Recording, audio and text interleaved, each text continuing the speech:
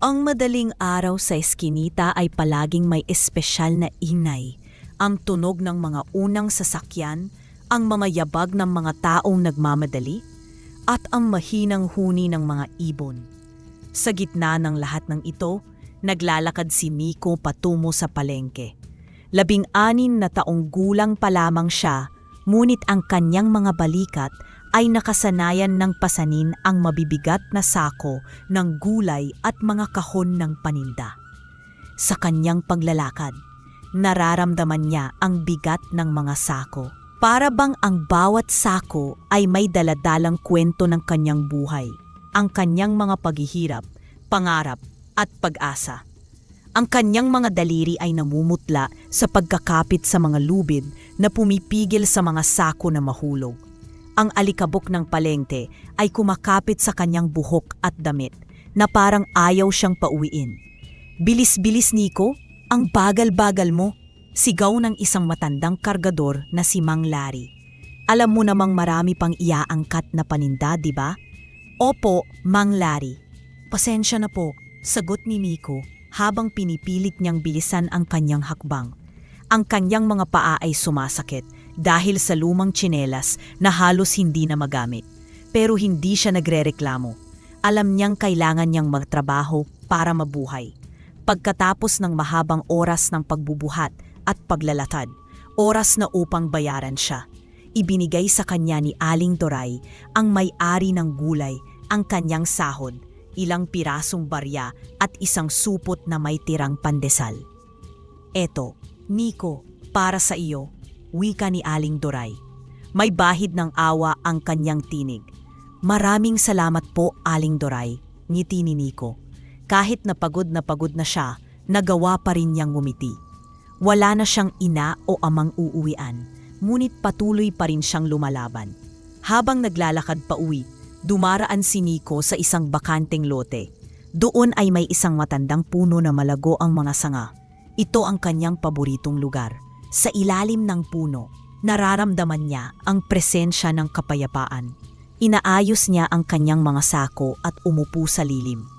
Hinugot niya mula sa kanyang bulsa ang mga barya at binuo ang kanyang kinita. 10 piso, 15 piso, 20 piso, unti-unti niyang binibilang. Sapat lang para sa isang simpleng hapunan at upa sa kanyang maliit na silid. Habang nakaupo siya roon, bigla siyang naalala ng kanyang mga magulang. 2 taon na ang nakalipas mang mawala silang dalawa sa isang aksidente. Mula noon, nag-isa na lamang siyang nabubuhay sa mundo, pero hindi siya sumusuko. Alam niyang iyon ang nais ng kanyang mga magulang na maging matatag siya.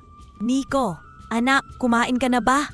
Bati sa kanya ni Aling Remy, ang may-ari ng maliit na tindahan malapit sa bakanteng lote. "Hindi pa po, Aling Remy," sagot ni Nico. "Eto, bigyan kita ng tinapay at sagot gulaman. Alam kong pagod ka na," alok ng matanda. "Hindi na po, Aling Remy. Maraming salamat na lang po," tumanggi si Nico. Ayaw niyang abusuhin ang kabaitan ng matanda. "Hindi, anak. Tanggapin mo to. Alam kong kailangan mo to," pagpilit ni Aling Remy. May mga sandali na talagang nararamdaman ni Nico ang pagmamahal na parang mula sa isang ina. "Kamusta ka na? May kinain ka na ba ngayong araw?" "Opo, Aling Remy. Kumain na po ako kaninang tanghali," mahinam sagot ni Nico. Sa totoo lang, gutom na siya pero ayaw niyang ipahalata. "Eto anak, may ekstrang pera ako. Pambili mo ng pagkain," biglang wika ni Aling Remy habang iniabot ang 100 piso. "Hindi po, Aling Remy. Ayaw ko pong maging pabigat," determinado na sagot ni Nico. "Anak, tanggapin mo. Hindi ka pabigat. Alam kong matulungin ka at responsableng bata. Ipinagpapasalamat ko na may katulad mo sa aming Eskinita," pagpupursigi ni Aling Remy. Si Nico ay napaluha. Hindi niya alam kung ano ang sasabihin. "Maraming salamat po, Aling Remy. Babayaran ko po ito, pangako." "Hindi mo na kailangang bayaran yan, anak. Basta alagaan mo ang sarili mo," ngiti ni Aling Remy. Pagkatapos kunin ang tinapay at pera, umupo muli si Nico sa ilalim ng puno. Habang kumakain, naiisip niya ang kanyang mga pangarap. Gusto niyang magkaroon ng sariling bahay, isang lugar na pwedeng niyang tawaging tahanan. Gusto niyang kama na may kutson na malambot, hindi yung banid na inilalatag niya sa sahig. Naiisip niya ang kanyang mga kapitbahay na tulad niya, mga taong laging naghihirap at nag-aaway dahil sa kakulangan ng pera pambayad ng renta. Balang araw, bulong ni Nico sa sarili. Magkakaroon ako ng sariling bahay at tutulungan ko ang aking mga kapitbahay na magkaroon ng maayos na tirahan. Sa kanyang puso, ramdam niya ang init ng pag-asa. Alam niyang mahirap, ngunit naniniwala siyang may magandang kinabukasan para sa kanya. Habang nagmumuni-muni, naramdaman niya ang lamig ng hangin na pumapasok sa kanyang damit.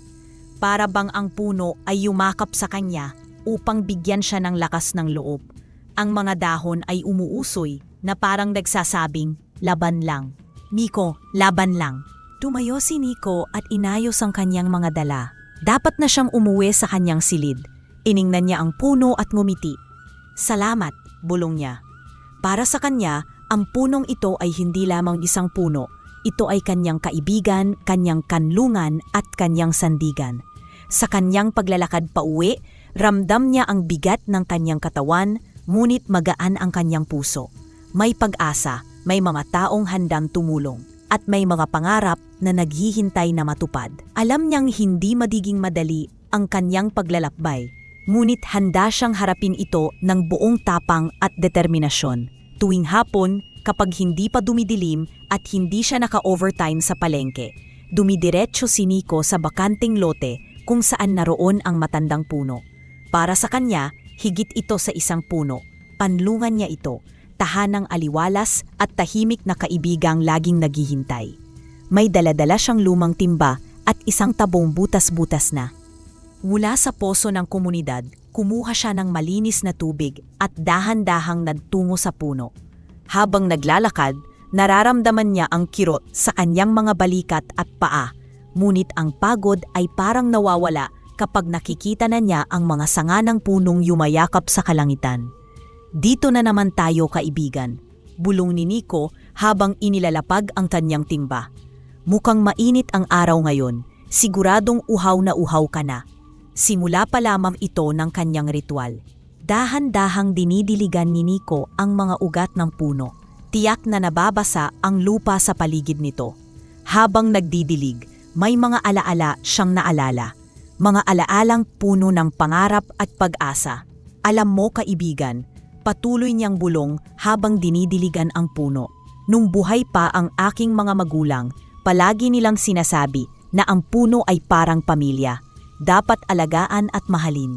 Ngayon, ikaw na lang ang natitira kong pamilya. Pagkatapos magdilig, sinimulan ni Nico ang paglilinis ng paligid. Maingat niyang pinupulot ang mga kalat, balat ng candy, plastik, bote at mga patel na nakakalat.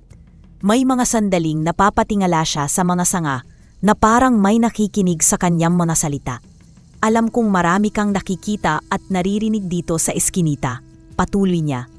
Marami akong pangarap, kaibigan.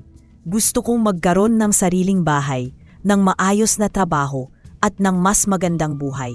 Pero minsan, parang ang bigat ng lahat. Parang hindi ko kaya. Habang nagsasalita si Nico, may narinig siyang mahinang kaluskos sa mga dahon. Para bang ang puno ay sumasagot sa kanyang mga salita.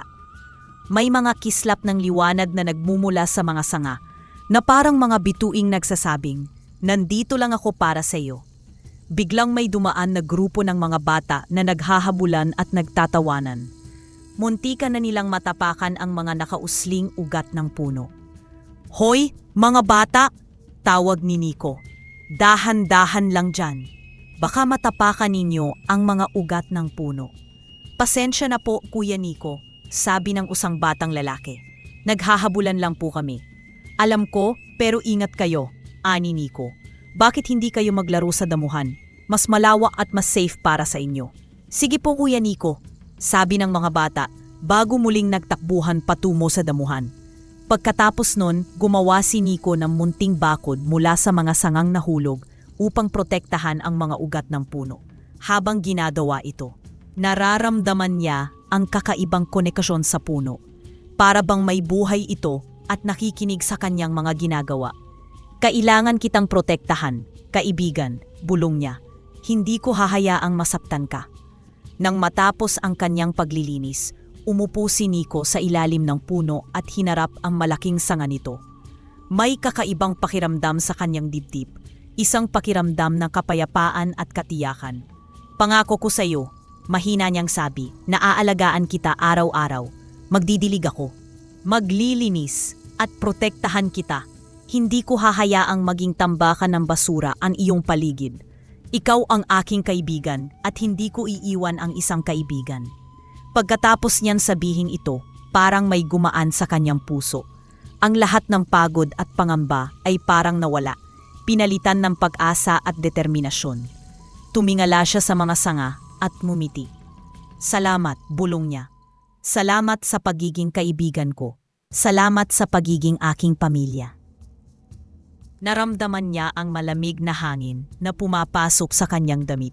Para bang niyayakap siya ng puno. Kumakaluskos ang mga dahon na tila nagsasabing, nandito lang ako, hindi kita iiwan. Tumayo si Nico at inayos ang kanyang mga gamit. Dapat na siyang umuwi sa kanyang silid. Tiningnan niya ang puno at muling ngumiti. Bukas ulit, kaibigan, paalam niya. Mag-ingat ka. Habang naglalakad pa uwi, ramdam niya ang bigat ng kanyang katawan. Ngunit magaan ang kanyang puso. May pag-asa. May mga pangarap na naghihintay na matupad. At may isang puno na nakatayo sa bakanteng lote, naghihintay sa kanyang pagbabalik. Alam niyang hindi magiging madali ang kanyang paglalakbay, ngunit handa siyang harapin ito ng buong tapang at determinasyon. Dahil alam niyang may isang puno na nakatayo sa bakanteng lote, handang maging kanyang sandigan at kaibigan. Isang gabing payapa, ang buwan ay nagbibigay ng malambing na liwanag sa bakanteng lote. Matapos ang napakahabang araw sa palengke, pagod na si Nico, ay nagtungo pa rin sa kanyang minamahal na puno. Wala siyang dalatimba o tabo at may bahagyang panghihinayang sa kanyang puso. Pasensya na kaibigan, malungkot na bulong ni Nico habang iniinda ang pagod sa kanyang katawan. Hindi na ako nakapagdilig ngayon. Maraming inutos sa akin na yung araw, doble ang kargada at hanggang gabi ako nagtrabaho. Umupo siya sa ilalim ng puno, nakasandal sa malapad na puno nito. Alam kong dapat kong alagaan ka, ngunit pagod na ako. Ngunit hindi kita nakalimutan, narito pa rin ako kaibigan. Habang nakaupo siya roon, pakiramdam niya'y parang may kumakandong na kapayapaan sa kanya. Biglang may kumislap na mahihinang liwanag na parang alitaptap sa pagitan ng mga dahon. Akala ni Nico'y mga alitaptap lang, ngunit ang mga ilaw ay nanatili at lumakas pa. Sinong nandyan? Tanong ni Nico na medyo kinakabahan at umurong ng bahagya. Mula sa mga sanga, lumitaw ang tatlong maliliit na nilalang na may mapupungay na mata at mababait na ngiti. Sila'y mga duwende, nakasuot ng mga dahon at natural na palamuti. Huwag kang matakot, Nico, ang sabi ng pinakamatanda na nagpakilalang si Luntay. Ang kanyang boses ay parang mahinang nahuni ng hangin. Kami ang mga tagapagbantay ng punong ito. Kami ay sina Luntay, Makisig at Hiwata. Dagdag ng isa pa, si Makisig. Ilang buwan na naming pinagmamasdan ang iyong pag-aalaga sa aming puno. Si Nico ay napaurom ng bahagya, naguguluhan at natatakot. Bakit po ninyo ako pinagmamasdan? At pasensya na po, hindi po ako nakapagdilig na yon. Sobra po ang trabaho ko sa palengke ngayong araw. Si Hiwata, ang babaeng duwende, ang sumagot ng may ngiti. Alam namin, Nico, nakita namin ang iyong pagod. Ngunit kahit na pagod ka, narito ka pa rin. Iyon ang nagpapakita ng iyong tapat na puso. Si Nico ay napaiyak sa ginhawa. Ginagawa ko lang po ang nararapat. Ito po ang tanging paraan ko upang magpasalamat sa puno. Naging kaibigan at pamilya ko na po ito. Alam namin, Nico, ngiti ni Luntay. At dahil sa iyong katapatan, ibabahagi namin sa iyo ang lihim ng punong ito. Lihim po, usisa ni Nico na puno ng pag-usisa. Oo, sagot ni Makisig, ang mga tuyong ugat na kusang humihiwalay sa lupa. Maaari mong kunin ang mga ito kapag nilinis mo at iningatan ng 3 araw at 3 gabi. Ito ay magiging ginto sa 3 madaling araw. Si Nico ay napanganga. Ginto po? Pero paano po iyon mangyayari? Ito ay biyaya ng puno sa mga nagmamahal at nag-aalaga dito. Paliwanag ni Hiwata. Ngunit may mahigpit na patakaran. Ang buhay na ugat ay hindi dapat putulin. Ang parusa ay matinding kamalasan at paghihirap. At isa pang bagay, dagdag ni Luntay ng seryoso. Isang ugat lamang kada linggo. Huwag mag-iimbot. Ang labis na pagkuha ay mag-aalis ng biyaya at magdudulot ng kapahamakan. Kailangan ding manatiling bukas ang paligid, sabi ni Makisig. Walang bakod, walang busali na itatayo malapit sa puno. Dapat itong manatiling liwasang sagrado para sa lahat. Si Nico ay tumango ng marahan. Iniisip ang bigat ng responsibilidad. Nauunawaan ko po. Pangako ko pong susundin ko po ang inyong mga patakaran. May isa pa kaming hiling, ani Luntay. Kung sakaling palarin ka ng biyayang ito, gamitin mo ito upang makatulong sa iyong kapwa. Alagaan mo ang iyong mga kapitbahay tulad ng pag-aalaga mo sa punong ito. Opo, determinadong sagot ni Nico. Pangako ko po, hinding-hindi po ako puputol ng buhay na ugat. Isang ugat lamang kada linggo ang pukunin ko. At panggamitin mo. Tutulong ako sa mga nangangailangan at pangangalagaan ko ang punong ito habang buhay. Nang marinig ito ng mga duwende, sila ay ngumiti ng malawak. Ang kanilang mga katawan ay naging mas maliwanag, nagbibigay ng init at liwanag sa paligid. Magaling, ani Luntay. Ngayon, may regalo kami para sa iyo. Ibinigay niya kay Nico ang isang tuyong ugat na kusang humiwalay sa lupa. Ito ang iyong unang subok. Sundin mo ang mga tagubilin at magiging maayos ang lahat. Maraming salamat po. Emosyonal na sagot ni Nico. Hindi ko po sasayanin ang inyong tiwala. Bago magpaalam ang mga duwende, sila'y nagbigay ng isang huling babala. Huwag mong sasabihin kanino man ang aming lihim. Ang katakawan at kasakiman ng tao ay maaaring magdulot ng pinsala sa puno at sa inyong lahat. Pangako ko pong itatago ko ang lihim na ito. Pangata ni Nico. Nang maglaho ang mga duwende, naiwan si Nico na may hawak na tuyong ugat at puno ng pag-asa at takot. Alam niyang malaki ang responsibilidad na ipinagkatiwala sa kanya, ngunit handa siyang harapin ito. Hindi mo ako pababayaan, aking kaibigan, bulong niya sa puno, at hindi rin kita pababayaan. Habang naglalakad pa uwi, dala-dala ang kanyang bagong kaalaman at ang unang ugat na kanyang aalagaan, ramdam ni Nico na magbabago na ang kanyang buhay at ang buhay ng buong Eskinita. Ngunit sa kabila ng kanyang kagalakan, may bahagyang takot sa kanyang dibdib. Takot na baka hindi niya magampanan ang kanyang responsibilidad. Takot na baka masira ang tiwala ng mga duwende. Ngunit higit sa takot, nananaig ang kanyang determinasyon na gawin ang tama at protektahan ang kanyang kaibigan, ang punong naging sandigan niya sa mga panahon ng paghihirap. Pag-uwi ni Nico sa kanyang maliit na silid, maingat niyang inilapag ang tuyong ugat na bigay ng mga duwende. Ang kanyang mga kamay ay nanginginig habang pinagmamasdan ang simpleng piraso ng kahoy na maaaring magbago ng kanyang buhay. Umintig ng mabilis ang kanyang puso sa kaba at gulat. Hindi siya makapaniwala sa biyayang dumating sa kanya. Paano ko ito aalagaan? Bulong niya sa sarili na nag-iisip ng malalim. Naalala niya ang mga tagubilin ng mga duwende.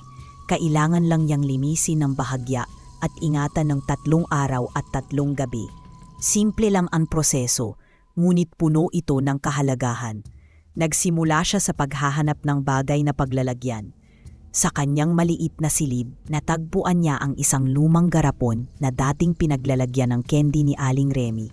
Dahan-dahan niyang inalis ang mga dumi sa ugat gamit ang malinis na basahan. Habang nililinis, nararamdaman niya ang bigat ng responsibilidad, hindi lang para sa kanyang sarili, kundi para sa buong komunidad. Habang ginagawa ito, hindi maiwasang mag-isik si Nico. Totoo kaya ito? Pwede bang magiging ginto ito?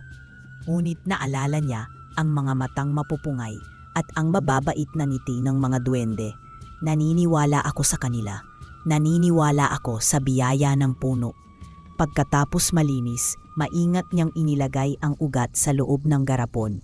Tinitigan niya ito, Nagtataka kung paano magiging ginto ang isang tuyong piraso ng kahoy. Ilaladay ko ito sa kahon kung saan nakatago ang mga damit ko, desisyon niya.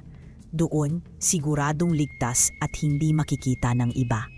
Nang unang gabi, halos hindi makatulog si Miko. Bawat kaluskos, bawat ingay, nagigising siya at agad na tinitignan kung nandoon pa ang garapon. Ang kanyang isipan ay puno ng pag-aalala at pag-asa. Sana magtagumpay ito. Sana makatulong din ako sa maraming tao. Kinabukasan, pagkatapos ng mahabang araw sa palengke, nagmamadali siyang umuwi. Pagpasok sa kanyang silid, agad niyang tiningnan ang ubat. Wala namang pagbabago. Mukha pa ring tuyong kahoy. May bahaging panghina ng loob si Miko. Baka naman hindi ito totoo. Baka nanaginip lang ako. Ngunit naalala niya ang mga salita ni Luntay. Magtitiwala ka lamang. Kaya't pinilit niyang manatiling positibo. Maghintay lang ako. 3 araw at 3 gabi ang sabi nila. Pangalawang araw, habang nagbubuhat ng mabibigat na sako sa palengke, laging nasa isip ni Nico ang ugat. Okay lang kaya yon? Sana hindi magalaw ng daga. Ang kanyang puso ay puno ng pag-aalala, ngunit patuloy siyang nagtiwala. Pag-uwi, agad niyang tiningnan muli ang garapon. Sa kanyang pagmamasid, may bahagyang pagbabago, parang mas firm na ang itsura ng ugat. Parang may kakaibang kinang na nagsisimulang lumitaw. Nag-i-imagine lang kaya ako? Tanong niya sa sarili. Pero may kakaibang kumpiyansa na sa kanyang puso. Ramdam niyang may magandang mangyayari. Nang 3 gabi, halos hindi na makatulog si Nico. Gabi-gabi nagdarasan siya ng taimtim. Sana po maging instrumento ako ng pagbabago. Hindi lang para sa sarili ko, kundi para sa lahat ng nangangailangan sa aming komunidad. Ang kanyang mga dalangin ay puno ng pag-asa at kabutihan. Nang dumating ang 3 madaling araw, nagising si Nico ng mas maaga kaysa karaniwan. May malakas na kabog sa kanyang dibdib. Dahan-dahang kinuha niya ang garapon mula sa ilalim ng banig. At doon, nakita niya ang hindi kapanipaniwalang pangyayari. Ang dating tuyong ugat ay nagningning na parang ginto. Kumikinang ito sa loob ng garapon, nagbibigay ng liwanag sa madilim na silid. Dahan-dahang binuksan ni Nico ang garapon at hinawakan ang ginto. Mabigat ito sa kanyang palad at malamig. Hindi siya makapaniwala sa kanyang nakikita. Totoo pala. Bulong niya habang lumuluha. Salamat po. Ngunit kasabay ng kanyang tuwa, ramdam niya ang bigat ng responsibilidad. Paano ko ito gagamitin? Ano ang nararapat? Dapat kong tandaan ang aking pangako. Naalala niya ang pangako niya sa mga duwende. Natutulong siya sa mga nangangailangan. Kaya't nagpasya siyang magtungo kay Aling Remy, ang kanyang pinagkakatiwalaan.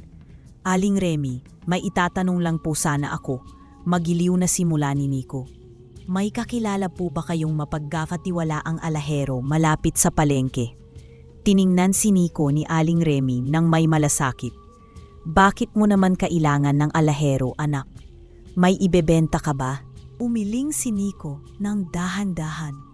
May nakita po kasi akong maliit na singsing sa may bakanteng lote.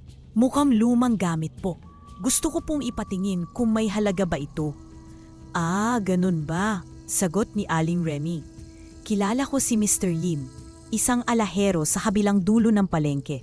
Matagal na siyang nagtatrabaho at pinagkakatiwalaan ng marami. Mabait yon at tama ang presyong bigay, hindi nang babara. Salamat po, Aling Remy, ngiti ni Nico. Sana po ay totoo ang hinala ko at may halaga ito. Pagkatapos ng kanyang trabaho, nagtungo si Nico kay Mr. Lim. Maingat na inilabas ni Nico ang piraso ng ginto mula sa kanyang pulsa. Tiningnan ito ni Mr. Lim ng mabuti. Oo, tunay na ginto ito, malaki ang halaga nito. Saan mo ito nakuha, anak? May nagbigay lang po sa akin na isang kaibigan. Malumanay na sagot ni Nico. Pagkatapos maibenta ang ginto, agad na nagtungo si Nico sa bahay ni Mang Andres. Isang kapitbahay na may malubhang sakit. Mang Andres, Ito po ay tulong para sa inyong gamot, sabi ni Nico. Anak, saan mo nakuha ito? Tanong ni Mang Andres na may luha sa mata. May nakatulong po sa akin, sagot ni Nico. Nais po niyang makatulong sa inyo. Bumili rin si Nico ng bigas at mga belata para sa mga pamilyang nahihirapan. Nagpasalamat ng taimtim ang mga pamilyang nabigyan at ang kanilang mga ngiti at mga salita ng pasasalamat ay nagpainit sa puso ni Nico. Bumili din siya ng ilang pangangailangan para sa kanyang sarili, isang pares ng maayos na tsinelas, ilang damit na maaari niyang gamitin sa pagtatrabaho, at sapat na pagkain para sa kanyang mga baon. Nagtabi rin siya ng bahagi ng pera para sa kanyang pag-iipon. Bawat pagbibigay, sinasabi niya, ito ay mula sa isang kaibigan na nais makatulong. Habang naglalakad pa uwi, naramdaman ni Nico ang kakaibang kasiyahan. Mas masarap palang magbigay kaysa tumanggap. Naalala niya ang mga salita ng mga duwende. Gamitin mo ito upang makatulong din sa iyong kapwa. Ngunit may bahagi sa kanya na nag-aalala. Paano kung malaman ng iba ang sikreto? Paano kung paghangad ako ng mas marami? Dumaan siya sa bakanteng lote at huminto sa ilalim ng puno. Salamat kaibigan, salamat sa biyaya. Pangako ko patuloy kitang aalagaan at iingatan, hindi ako magiging sakim. Ang puno ay tila sumagot sa pamamagitan ng pag-uga ng mga sanga nito. Para bang sinasabing, nakikita ko ang iyong mabuting puso, magpapatuloy ang biyaya. Nang gabing iyon, habang nakahiga sa kanyang banig, iniisip ni Nico ang mga pangyayari. Hindi pera ang tunay na kayamanan, bulong niya. Ang tunay na kayamanan ay ang pagkakataong makatulong sa kapwa at ang pagmamahal ng mga taong nagtitiwala sa iyo. At sa kanyang pagtulog, nanaginip siya ng mas magandang buhay para sa kanyang komunidad, ng mga masasayang mukha, ng mga batang may masaganang pagkain, at ng isang eskinitang puno ng pag-asa at pagmamahal. Alam niyang may mahaba pang paglalakbay na naghihintay, ngunit handa na siyang harapin ito. Dala-dala ang kanyang pangako sa puno, sa mga duwende, at sa kanyang mga kapitbahay. Ang kanyang puso ay puno ng pag-asa at determinasyon na gawing mas maganda ang buhay ng lahat. Ang mga sumunod na araw, para kay Nico, ay parang panaginip. Ang dating palaging gutom na tiyan ay nabusog na. Ang kanyang mga paa, nasanay sa sakit ng lumang tsinelas, ay nakaramdam ng ginhawa sa bagong pangontra sa alikabok at bato. Nakapagbayad siya ng 1 buwan na upa ng maaga, at ang kanyang kwarto, bagamat maliit pa rin, ay may laman na ng delata at bigas na hindi niya kailangang isipin para sa susunod na linggo. Ngunit ang pinakamalaking pagbabago ay nasa kanyang puso.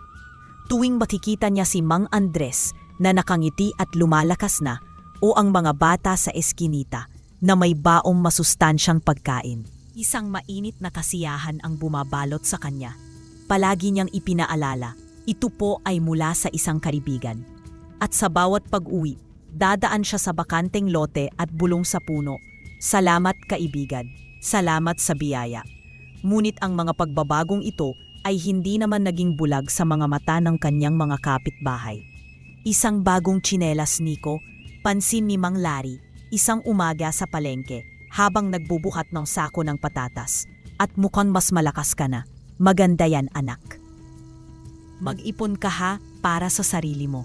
Opo, Mang Larry. Sinisikap ko lang pong magtipid.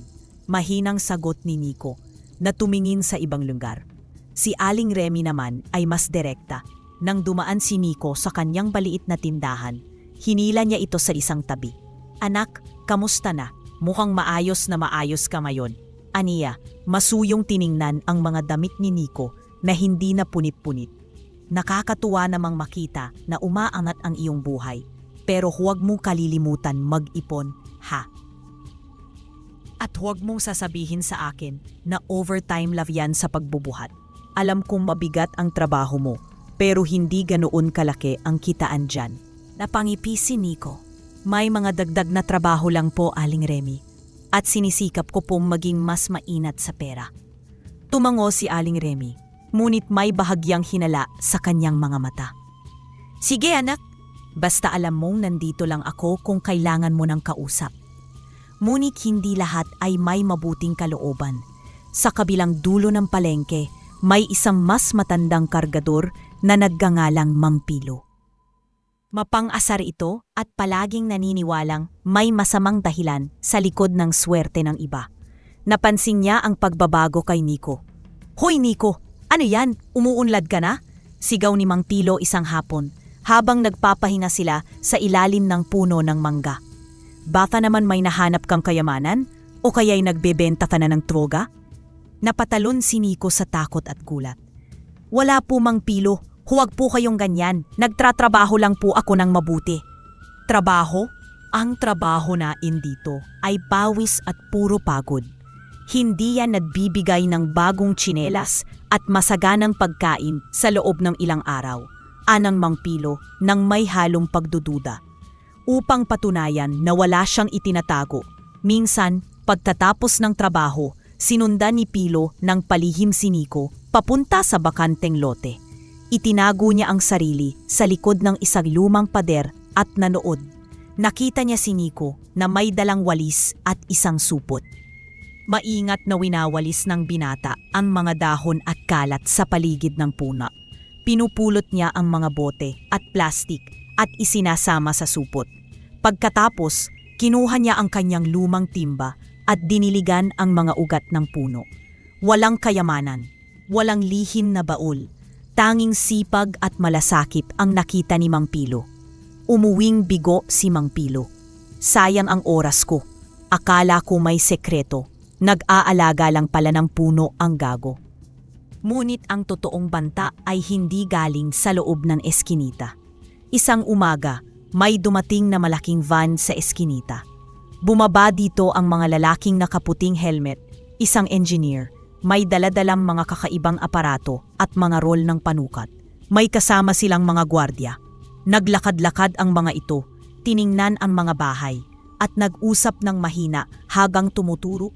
Nagtago ang mga bata sa likod ng kanilang mga magulang. Nagsitakip naman ang mga nakatatanda ng kanilang mga bintana. Lumapit si Nico at nagtanong, "Ano pong nangyayari?" Tiningnan lang siya ng isang engineer. "Official business ito, boy." Lumayo pa. Nakita ni Nico na may isang lalaking nakatayo malapit sa van, nakatingin sa isang malaking blueprint. Ito ay si Don Severino Aragon. Isang bilyonaryong negosyante na kilala sa paggawa ng mga mall at subdivision. Matipuno at may masungit na mikha.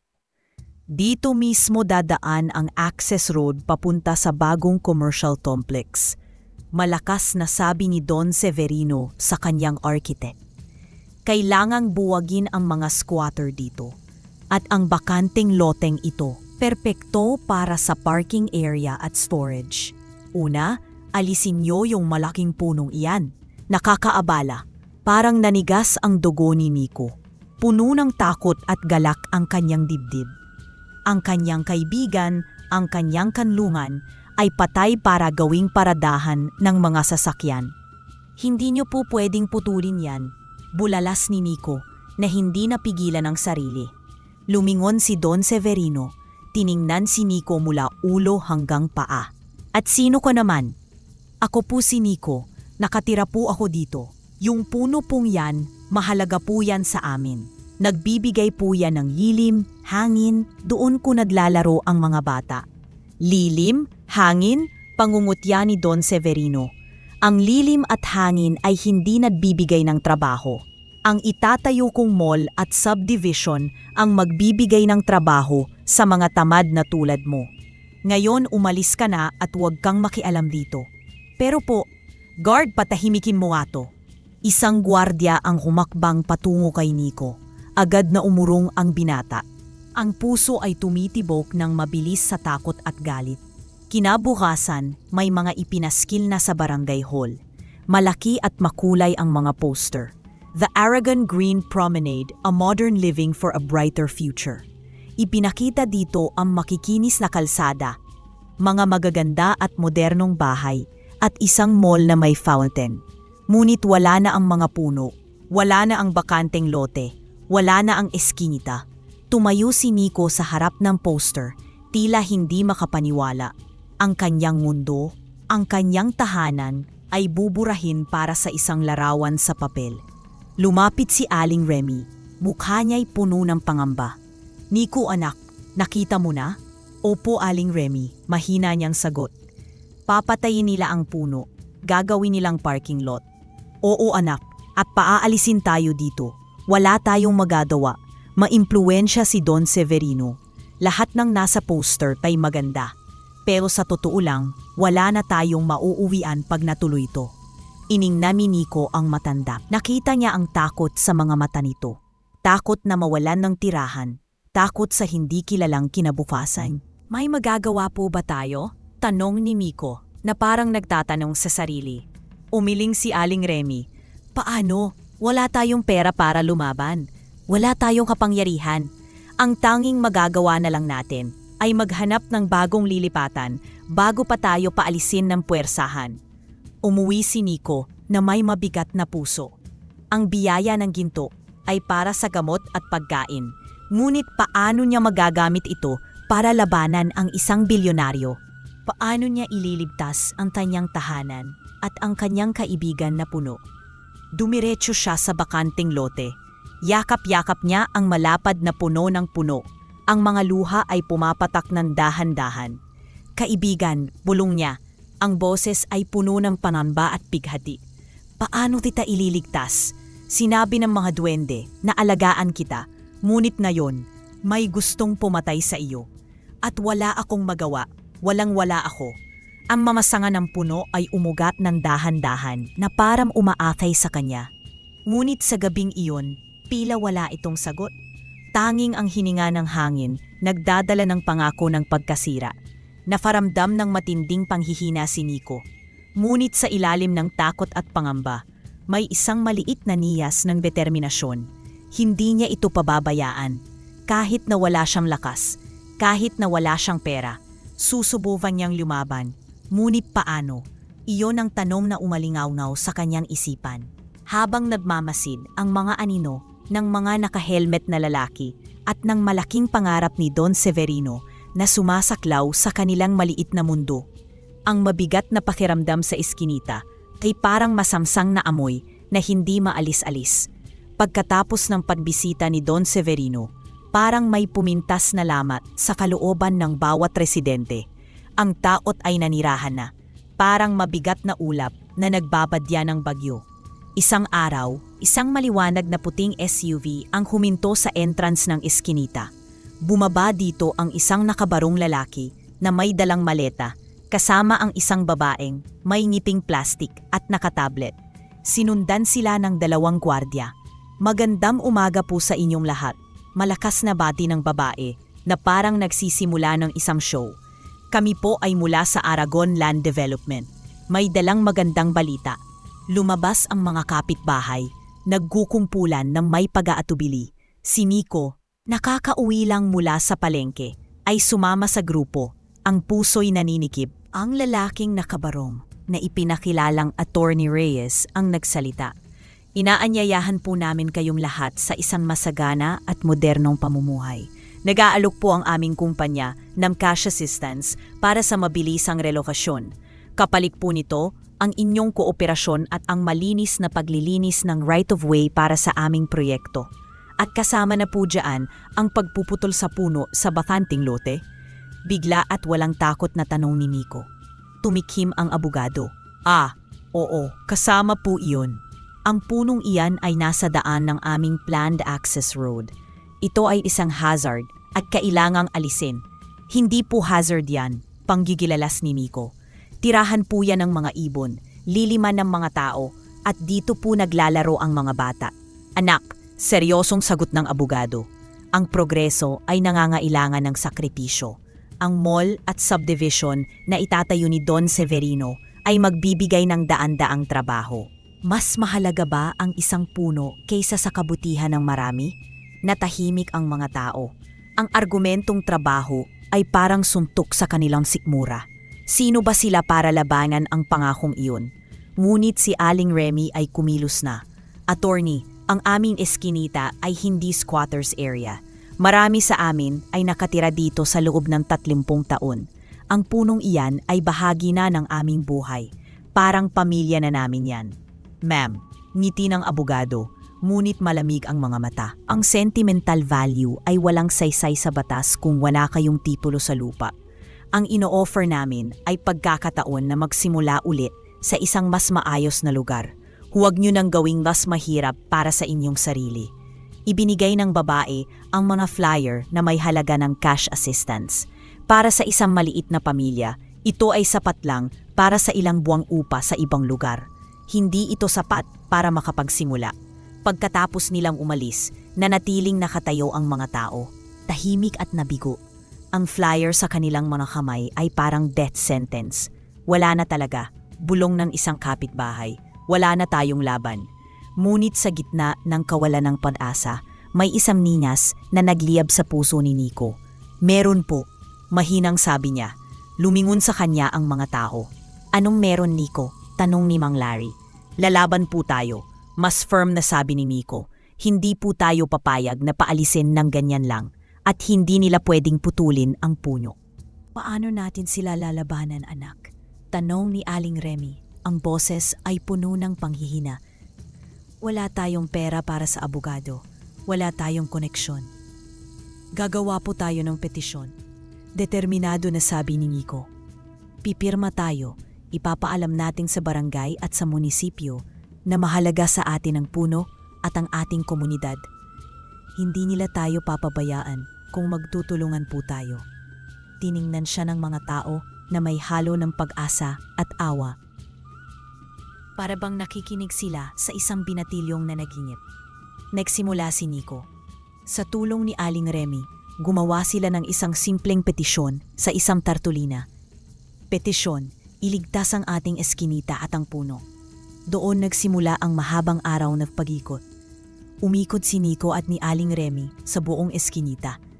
Manong, pipirma ho ba kayo para po sa ating lugar at tahanan? Pakiusap ni Nico sa isang tricycle driver. Para saan pa yan, anak? Wala na ring mangyayari dyan. Sabi ng driver, ngunit pipirma pa rin. Inday, pakiusap, pirma ka? Dito tayo naglalaro noon. Pakiusap ni Aling Remy sa isang tindera. Oo naman, Aling Remy, kahit na alam kong wala ring saysay yan. Isang-isa na puno ang kartolina ng mga pangalan at thumb mark. Nakita ni Nico ang mga pangalan ng mga batang naglalaro sa ilalim ng puno. Pinirmahan ito ng kanilang mga magulang. Nakita niya ang pangalan ng matandang palaboy na pinapakain niya na ngayon ay tumutulong sa pag-ikot. Nang ihaharap nila ito sa barangay, ang kapitan ay tumango ng malungkot. Nauunawaan ko ang inyong hinanaing, aniya. Ngunit kung wala kayong legal na titulo sa lupa at sa puno, mahihirapan tayo. Ang pinakamaganda niyo pong gawin ay tanggapin na lang ang alak at humanap na ng bagong lilipatan. Umuwing luhaan si Aling Remy. Wala na talaga, Nico. Sinabi ko na sa'yo. Ngunit si Nico ay hindi sumuko. Nang gabing iyon, puno ng pighati at pagod, nagtungo siya sa bakanting lote. Umupo siya sa ilalim ng puno. At sa kanyang pagod at kawalan ng pag-asa, hinimok niya ang tanging mga makakaunawa. Mga duwende, bulong niya. Ang luha ay pumapatak sa lupa. Kailangan ko po ng tulong ninyo. Wala na po akong magawa. Mawawala na po ang ating kaibigang puno at inyong tahanan. Sa isang kisap mata, ang mahinang liwanag ay lumitaw mula sa mga sanga. At doon, lumitaw sina Luntay, Makisig at Hiwata. Ang kanilang mga mukha ay malungkot at puno ng pagmamanasakit. Narinig namin ang iyong mga dalangin, Nico. Valumanay na wika ni Luntay. Nakikita namin ang panganib na humaharap sa aming tahanan. Paano ko po ito mapipigilan? Iyak ni Nico. Wala po akong pera para bumili ng lupa o para sa abogado. Ang biyaya po ninyo ay para sa pagkain at gamot, hindi para sa ganitong malaking laban. Kumingin-tingin ang tatlong duwende. Tila may mabigat na desisyong ginagawa. Para mailigtas ang aming tahanan, wika ni Luntay. Kailangan nating gumawa ng mga hakbang na hindi karaniwan. Hamdat nakataya ang buhay ng punong ito. Papayagan ka naming kumuha ng 10 ugat araw-araw. Napatingala si Nico, hindi makapaniwala. Araw-araw? Ngunit po, ang sabi niyo po ay 1 ugat lamang kada linggo. Baka po masira ang biyaya.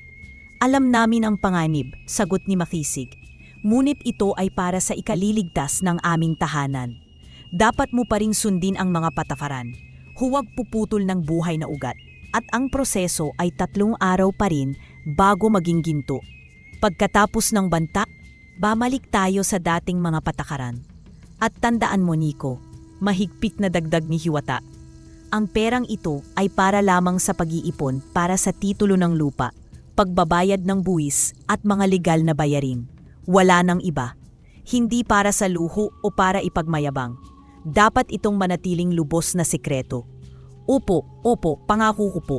Pagsintaw ni Nico, ang puso ay bumubulusok sa pag-asa. Salamat po. Pagkalipas ng ilang sandali, naiwan si Nico na mag-isa. Ang bigat sa kanyang dibdib ay napalitan ng isang mabigat na responsibilidad. Alam niyang kailangan niyang gawin ito ng tama. Kinabukasan, pagkatapos ng kanyang trabaho, nagtungo siya sa puno. Sa ilalim nito, may isang tuyong ugat na naghihintay. Dahan-dahan at may paggalang, kinuha niya ito. Pag-uwi, inilagay niya ito sa isang bagong garapon. At sa sulok ng kanyang maliit na silid, may isang hanay ng mga garapon na may mga ugat sa iba't ibang yugto ng pagproseso. Parang isang mabagal at mahiwagang assembly line ng pag-asa. Sa bawat garapon na nagiging ginto sa 3 araw, nakikita ni Nico hindi kayamanan kundi isang sandata para ipagtanggol ang kanyang tahanan at ang kanyang kaibigan na puno.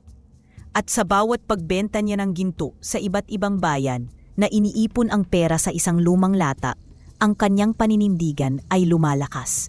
Hindi pa man nananalo, ngunit muling nakikipaglaban. Isang umaga, nabasad ang katahimikan ng eskinita. Isang malaking backhoe ang sumiksik sa makitid na daan, kasunod ang truck na may 3 chainsaw at grupo ng manggagawa.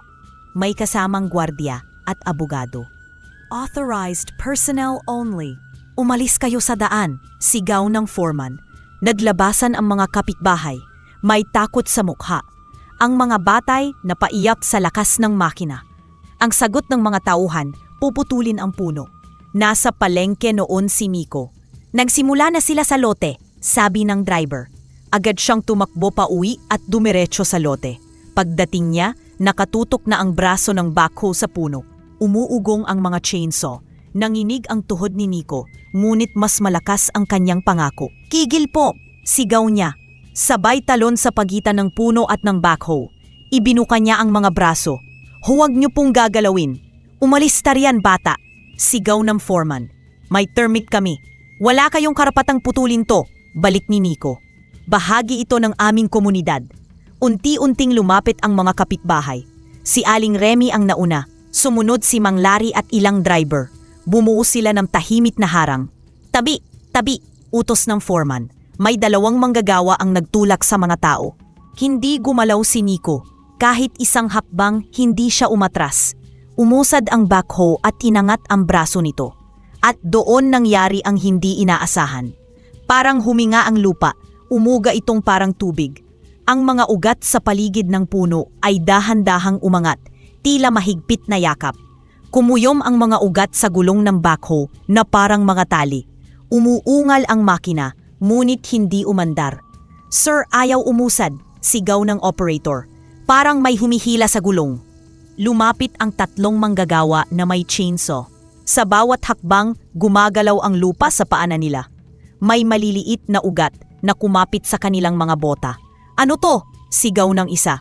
Multo ang puno, sigaw ng isa pa. Nagkandara pa silang umatras. May isang naiwang chainsaw sa damuhan. Tila nakinig ang buong eskinita. Tanging si Nico at ang mga duwende ang nakaunawa. Bantay ito ng lupa, hindi multo. Para sa iba, himala, babala mula sa kalikasan. Babalik kami, sigaw ng abogado, si Ati. Reyes, dadalhin namin ang pulis. Sa gitna ng ingay, kumilos si Mang Pilo, ang dating mapang-asar na kargador. Hindi siya nakipagtulakan. Kinuha niya ang cellphone at nag-video. Tinapatan niya ang foreman, abogado, gwardiya at operator, pati oras at kilos. Recorded na lahat, wika niya. Wala kayong ipinakitang permit, walang ECC, lahat yan nasa video. Hoy, itigil mo yan, sigaw ng abogado. Bakit?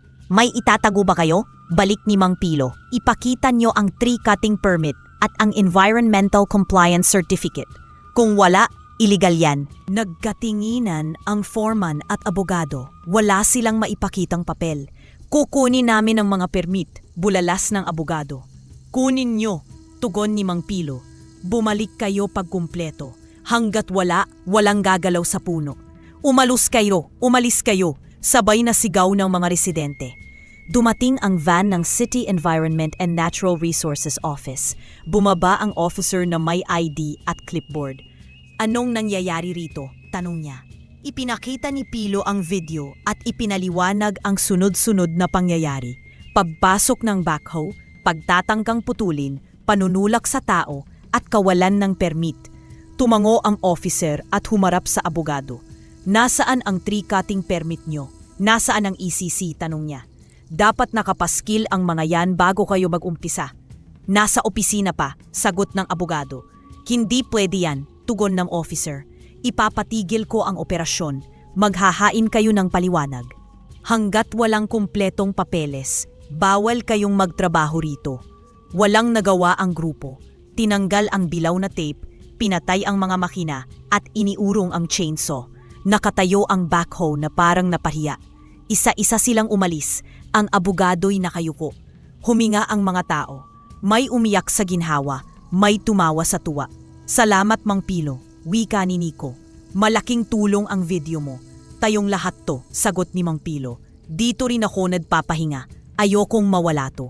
Kumaluskos ang mga dahon, wari pa sa salamat. Nag-ayos ang mga kapitbahay. Pinulot ang natapong basura at inayos ang harang. Alam ni Nico na hindi pa tapos ang laban. Babalik ang mga iyon, mas handa at may mga papel. Kailangan ding maging handa ang komunidad, lakas, ayos na papeles at pondo para sa formal na laban. Kinagabihan, bumalik si Nico sa puno. Umupo siya sa paanan, hinaplos ang ugat at pumikit. Salamat, bulong niya. Salamat sa pagprotekta sa amin. Pag-uwi. Binilang niya ang kanyang mga garapon. Maayos ang pila. May petsa ang bawat takip. Tahimik ang mga ito, tila may sariling tibok. Ito ang lihim na sandata, hindi maingay, hindi nakikita, ngunit tiyak ang tulong. Maghahanda tayo, sabi niya. Hindi tayo uurong, para sa puno, para sa liwasan, para sa lahat. Mas handa kami bukas muli. Tahimik ang mga gabi ni Miko matapos ang kaguluhan sa bakanting lote. Bago umuwi, dumaraan siya sa puno. Isang timba ng tubig, konting pagpulot ng balat ng candy at plastik, saka marahang haplos sa ugat na tila kamay ng matandang kaibigan. Sa kanyang maliit na silid, nakahilera ang mga garapon. May bagong hugot na tuyong ugat, may pinatutuyo at may 3 araw nang nakatago. May petsa ang bawat takip. Parabang may sariling tibok ang mga ito. Paalala ng pangakong para sa lahat. Isang hapon, naglatag si Nico ng lumang kumot sa sahig at ibinuhos ang mga sobre ng ipon. Halo ng barya at papel. 10, 20, 50, 100. Bulong niya, nanginginig ang daliri sa kaba at tuwa. 200, 300.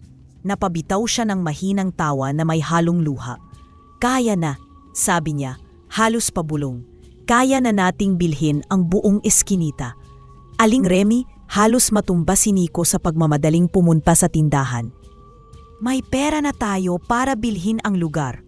Napahinto sa pagtupi ng tingi ang matanda. Anak, totoo ba yan? Saan mo? May nagtiwala sa atin, Nay. Tipid na sagot ni Nico. Payapa ang tingin. Malinis ang pinagmulan. Para sa umunidad. Kung ganun, tumango si Aling Remy. Ipatawad nating sina Mang Larry at ang matatanda. Kinagabihan, sa lilim ng puno, nagtipon sina Aling Remy, Mang Larry, Pilo at 2 pang nakatatanda. Iginuhit ni Nico sa piraso ng karton ang plano. Mananatili ang lahat sa kani-kanilang bahay, lilinisin ang eskinita, aayusin ang ilaw at gripo kung saan pwedeng ipaligal, at ang gitna kung saan naroon ang puno ay gagawing liwasang sagrado. Walang putol, walang bakod, bukas sa lahat. Bibili natin ang lote, ipapasa sa pangalan ko para mabilis ang papeles. Paliwanag ni Nico. Pero hindi ako magpapaalis. Walang demolisyon. Ang liwasan ilalagay natin sa mismong titulo, No Build, No Cut. Seryoso ang titig ni Mang Larry. Ayusin natin ang tax, notaryo at registry of deeds. Papeles bago sigaw. Papeles bago sigaw, ulit ni Nico, tumingala sa puno, nawari kumukumpas ng pagsang-ayon. Sa bangko, hinarap nila si Miss De La Cruz. Maingat nitong sinuri ang mga dokumento, listahan ng lumadda sa petisyon, sketsa ng liwasan, at resibo ng buwis. May proseso ito, wika niya, mabait ang tono. Pero kung mababayaran ninyo ng buo at maayos ang requirements, pwede nating paabutin sa registry. Kung proteksyon sa gitna ang gusto nyo, ipa-annotate natin, liwasang sagrado, no build, no cut. Gagawin po namin, tugon ni Nico. Mahigpit ang kapit sa sobre. Amoy tinta at papel ang loob ng Registry of Deeds. Matagal ang pila, paulit-ulit ang tawag ng numero at mahaba ang pirmahan. Habang naghihintay, kinain ng kaba si Nico. Paano kung may kulang? Hinawakan ni Aling Remy ang balikat niya. Kaya mo to, anak. Dumulas din sa wakas ang proseso. Ilang linggo ang lumipas, inilabas ang bagong titulo. Nakapangalan kay Nico L. at may anotasyong liwasang sagrado, no build, no cut. Sa gitna, marahang pinapik ni Nico ang papel, sa kapimikit. Salamat, bulong niya, sa puno, sa mga duwende, sa mga kapitbahay, sa kung sino mang nakikinig sa hangin. Pag-uwi, sinalubong siya ni Aling Remy at ni Mang Larry. Kumusta? Halos sabay nilang tanong. Nasa atin na, sagot ni Nico. Nangingintab ang mata. Nasa atin na ang tahanan. Nagpalakpakan ang mga tao nang ipakita niya ang titulo. Walang banderitas, walang malaking entablado.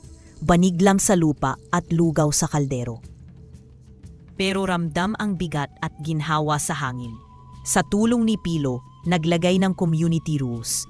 Tuwing Sabado ay general cleaning. 3 basurahan, nabubulok, di nabubulok, recycle. Bawal ang pagsabit ng anuman sa sanga at bawal tatapak o maglatag ng mabigat sa ugat ng puno. Nag-ayos din sila ng ilaw sa poste at humingi ng tulong sa barangay para sa legal na koneksyon ng tubig at kuryente ng mga pamilyang matagal nang walang papel.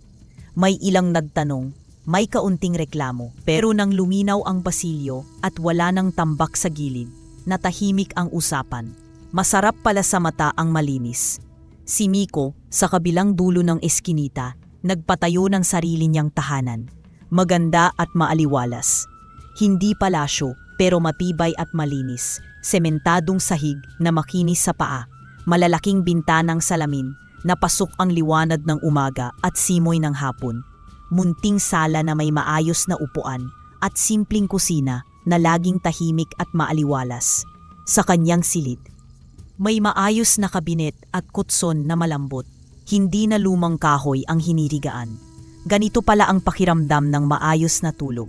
Biro niya kay Aling Remy, nakangiti. Bawat gabi, bago pumikip, dumaraan siya sa puno.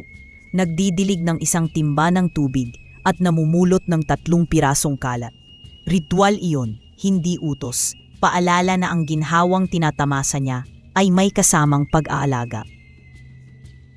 Kasunod nito, sinimulan ni Nico ang franchise ng fast food sa kanto. Malayo sa liwasan at ayon sa zoning para hindi istorbo sa puno. Kumpleto ang permits, barangay clearance, sanitation, fire safety, mayor's permit.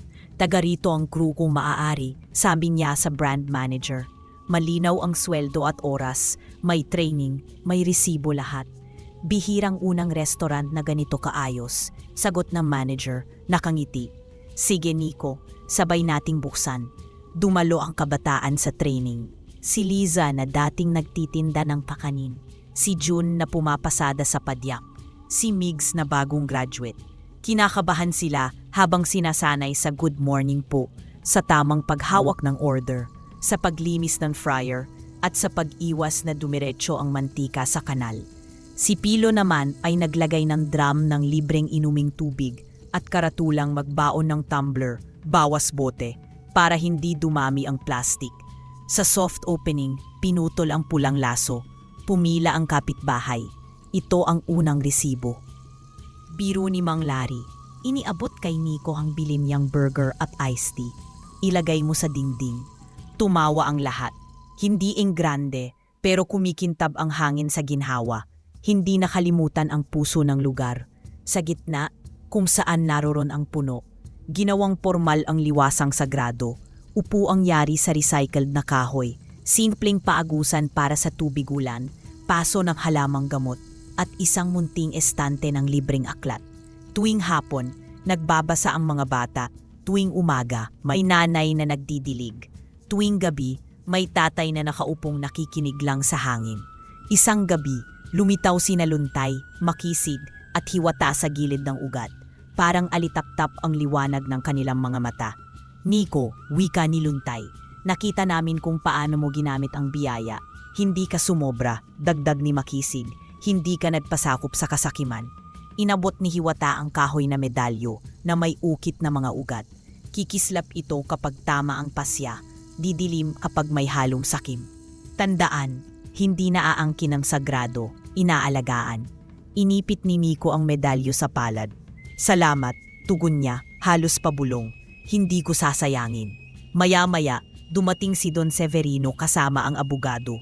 Hindi na mayabang ang lakad, kundi tila nagtatantiya. Nico, aniya, nakakamanghahang nagawa mo. Kung papayag ka, sasalo ako sa ilang proyekto. May pondo ako, may tao, may koneksyon. Hindi ko gagalawin ang puno. Gusto ko lang makilaho. Humugot ng hininga si Nico. Don, salamat. Pero komunidad ang nangunguna rito.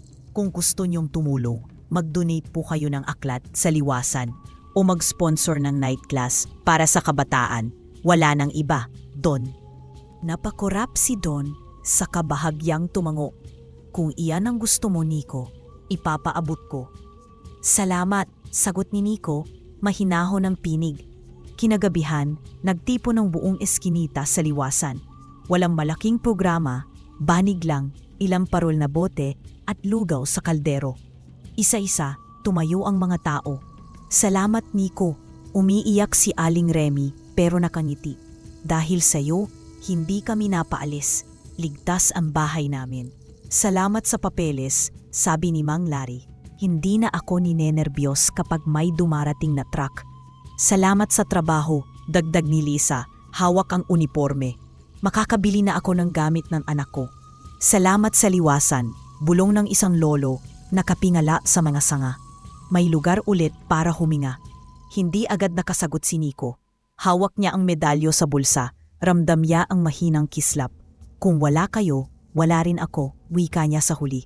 Sa akin ang titulo, pero atin ang tahanan, bantayan natin ang ugat. Bantayan natin ang isa't isa. Pagkatapos umikot si Nico para sa kanyang munting ritual. Isang timba ng tubig sa paanan ng puno, 3 pirasong kalat na pinulot, at konting pagbunot ng damo sa paligid. Sa bawat hakbang, kumakaluskos ang dahon na parang papuri. Itinaas niya saglip ang medalyo, kumikinang, banayan, sapat para gabayan ang gabi. Kinabukasan, maagang nagbukas ang fast food, maayos ang pila, magaan ang ngiti ng crew, malinaw ang resibo.